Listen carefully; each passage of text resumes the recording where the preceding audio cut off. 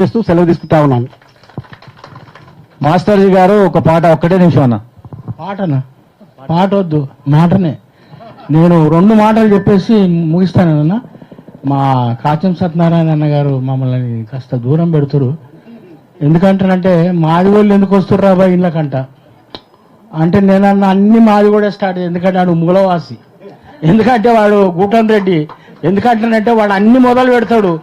ఆడ బీసీలకు రిజర్వేషన్ కావాలని మా కాంచరా మొదలు పెడితే బీసీలకు రిజర్వేషన్లు వచ్చినాయి. ఆయన పేరు ఎవరెత్తారు?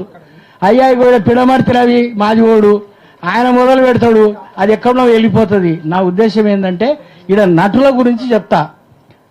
ఆమె మాధవి లతని ఆమె రాజకీయంలోకి వచ్చింది, కానీ ఆమెను మహానటిగా పంపిస్తే ఆమెకు ఆస్కార్ అవార్డు వచ్చేది. ఆ మహాతల్లి ఎందుకంటారంటే ఎంత బ్రాహ్మణంగా నటి, అందంగా కూడా ఉన్నది. సినిమాలలో నటిస్తే ఆస్కార్ అవార్డు వస్తుంది. అనవసరంగా రాజకీయాలకు వచ్చింది. ఇక సంజయ్ ఉన్నాడు, బండి సంజయ్, వీళ్ళకి అందరికి ఏమవుతుందో అర్థం. అసలు నేను విషయం చెప్తాను, ఒక్క మాట చెప్పి ముగిస్తాను. బ్రదర్, ఈ దేశంలో మూలవాసులు ఉన్నారు, విదేశీయులు ఉన్నారు. ఈ దేశంలో మూలవాసులు ఎవరంటే ఇక్కడ కూర్చున్న వాళ్ళందరూ మూలవాసులు. మనం దోసుకపోయేటోడు వచ్చినోడు అంతా విదేశీయులు. కాబట్టి నా ఉద్దేశం ఏంటంటే వాళ్ళు తూర్పు ఏషియా, తూర్పు యూరోప్, పశ్చిమ ఏషియా నుండి వచ్చినటువంటి ఆర్యులకు సంబంధించినటువంటి వాళ్ళ. ఎందుకంటే గుర్తులు చెప్తున్నా, మన దళితులకు సంబంధించి కాదు, మన మూలవాసులకు అందరు గుర్తులు ఏంటంటే ఓం ఉంటుంది. ఓం మన ఈ కాచమలు కానీ ఎవరు కానీ షాప్ పెడితే ఓం అని పెడతారు. మారోడ పెడితే ఏం పెడతారు? స్వస్తిక్ పెడతాడు. అది ఎవరు గుర్తు? అది జర్మన్ హిట్లరు ఆ యొక్క దుర్మార్గమైనటువంటి దోపిడిదారుల గుర్తులు. మీరు వాళ్ళ షాపులలో చూడ ఏం గుర్తులుంటాయి? స్వస్తిక్ గుర్తులుంటాయి.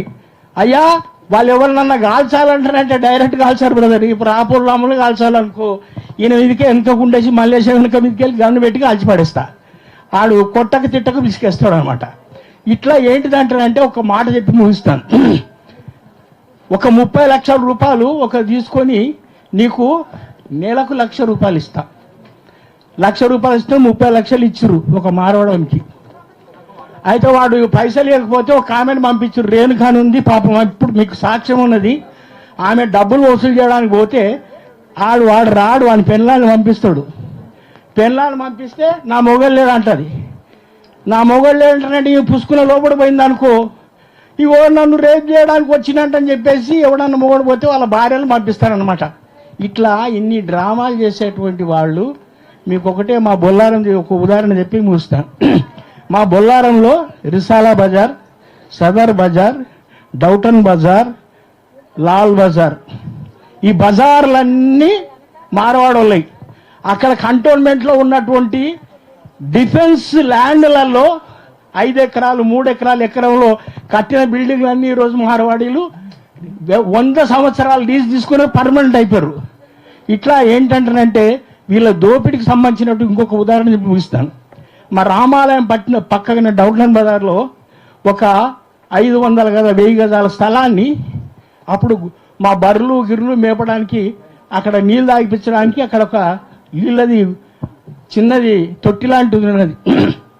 అది మొత్తం ఏంటంటే ఇప్పుడు పటేల్ ఏంటంటారండి హార్డ్వేర్ షాపులు పెట్టేసి మొత్తం ఆక్యుపై చేసుకురు. వీళ్ళదంతా బ్రదర్ చెప్పినట్టు వాళ్ళ దోపిడీ, ఆక్యుపై, కబ్జా.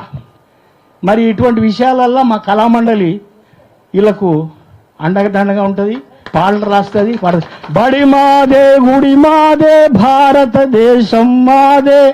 అరే మాదేరా ఇది. బడి మాదే గుడి మాదే భారతదేశం మాదే, సకల సంపదలిచ్చే భూతల్లి ఒడి మాదే. తెర బాప్కా జాగిర్ అంటాడు, మాట్లాడుతున్నాడు నిన్న శ్యామ్ గారిని అంటుండే. మా శ్యామ్ని తెలంగాణ శ్యామ్ని అంటున్నాడు, అరే ఏమిరా నీకు బాగా నిండిపోయినా అది అంటారు. అరే నీకు తెలుగే రాదురా బడవా, నీకు తెలుగే రాదు, నీకు ఇక్కడ కల్చరే లేదు. ఇక్కడ పాపం కోమటోళ్ళ పిల్లలను మాలమాది ఓడలు చేసుకుంటారు, కానీ ఒక్క మారువాడల పిల్లని ఎవరైనా చేసుకోరా? అది చేసుకొని ఇచ్చిర్రా? అంత వాళ్ళ కల్చర్ వేరే, వాళ్ళ నాటకాలు వేరే, వారి దాండియా వేరే, వారి కథలే వేరే. మిత్రుడా, ఇటువంటి దుర్మార్గమైనటువంటి ఇది ఒక్కటే. మనం ఇక్కడ ఈ ఉద్యమాన్ని రేపు భారతదేశ వ్యాప్తంగా విస్తరించవచ్చు.